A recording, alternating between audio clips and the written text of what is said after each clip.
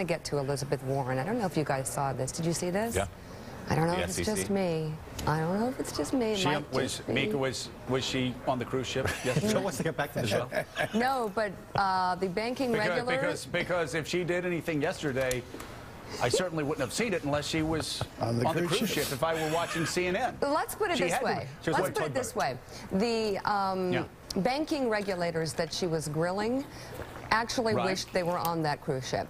And on it for 10 more days. Yes, after she was done with them. Wow. I guess I should have switched channels. Did you see this, let's see what happened yesterday. All right. This is Senator Elizabeth Warren. Pretty comfortable during her debut yesterday on the Senate Banking Committee. She just had a few questions for the nation's bank regulators. Direct questions that they just, they couldn't answer. Take a look. Can you identify when you last took the Wall Street banks to trial? I will have to get back to you with the specific information. Anyone else want to tell me about the last time you took a Wall Street bank to trial? You know, I just want to note on this, there are district attorneys and U.S. attorneys who are out there every day squeezing ordinary citizens on sometimes very thin grounds and taking them to trial in order to make an example, as they put it. I'm really concerned that too big to fail has become too big for trial. That just seems wrong to me. So, Joe, they actually went on for about 8 minutes where she just asked each person there, have you ever taken that? And one guy said, no, we just haven't had to take them to trial. It is unbelievable, Mika, that if a teenage kid went into a Stop and Shop and lifted a piece of bread, you know, a loaf of bread, and took it outside, they would be arrested. I'm dead serious. They would be arrested for shoplifting. And yet you have the largest banks on Wall Street engaging in the most reckless, irresponsible behavior, causing a meltdown not only of the banks, but of the entire financial system, costing Americans billions and billions of dollars in retirement, destroying lives in one fell swoop on September 15th, 2008. And what's changed? Doing things clearly illegal. Nothing's changed in Washington. Too big to fail has gotten even bigger.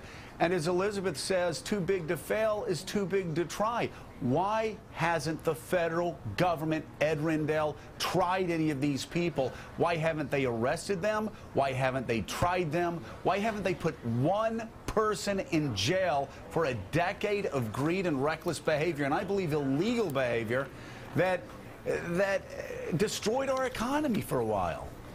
Ed. There's no question. I think I'm asking, why haven't they? Well, I think it's because the banks have pervasive influence in Washington with both political parties. And you juxtapose this, Joe, to savings and loans, where people were tried and actually went to prison and served significant sentences. There's no excuse for it, none.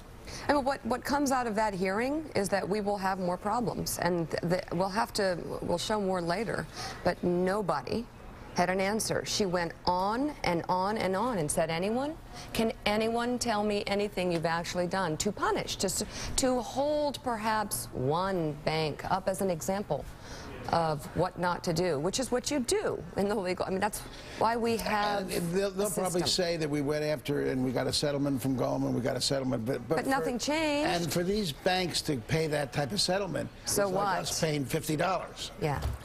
Also, you've got to ask yourself, do you want this to be in the legal system? Do you want to see it as a criminal issue? Rather, do you want to see it as a regulatory issue? You've got these large institutions that also need to compete, not just domestically, but globally. And at the end of the day, do you really care about this or that leader of or a senior person at a financial institution, quote unquote, going to jail? Or do you care about getting it right?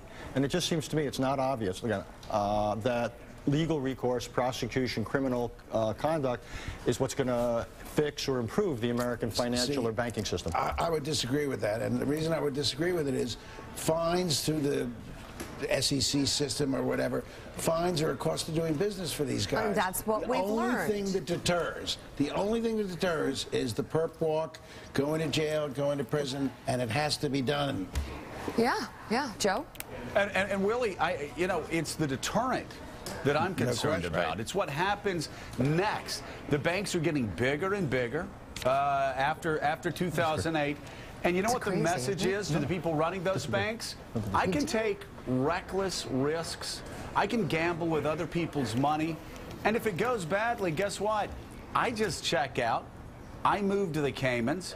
And the federal government comes in and bails out the bank because they're too big to fail. And I won't go to jail.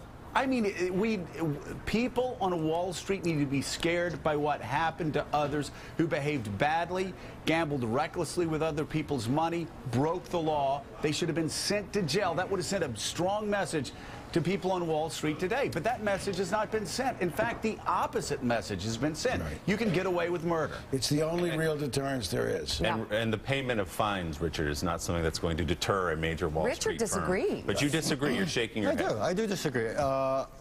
You ought to have regulation.